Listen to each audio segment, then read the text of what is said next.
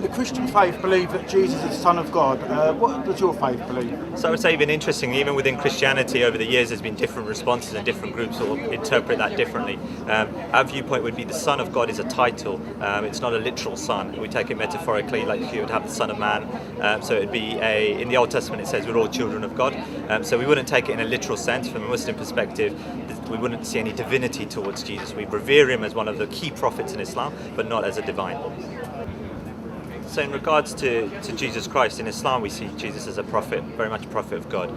He was sent to the Israelites as the Jewish Messiah. He was sent to reunite the Jewish tribes, but we don't see any divinity or Son of God type element to him. And the Quran is very clear on that there isn't a Trinity. He's not divine. He's a prophet like the other prophets of God. So that's the main area of difference between the Christian viewpoint and the Muslim viewpoint. The Ahmadiyya viewpoint as well is slightly interesting as well. So typically with Muslims, they'll either believe that Jesus ascended or was taken up into heaven before the crucifixion itself, or, as we discussed yesterday, they will believe that someone else was crucified in his place and that person was made to look like Jesus.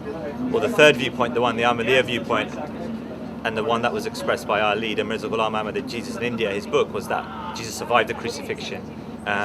Interestingly, Jesus talked about the sign of Jonah, that I would show with one sign, the sign of Jonah. So we believe Jonah was in the belly of the whale for 3 days, 3 nights, alive, and then was emitted alive.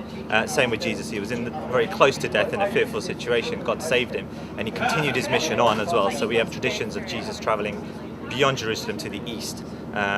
Pakistan, Kashmir, these areas, as in the modern day, it would have been Persia in those days.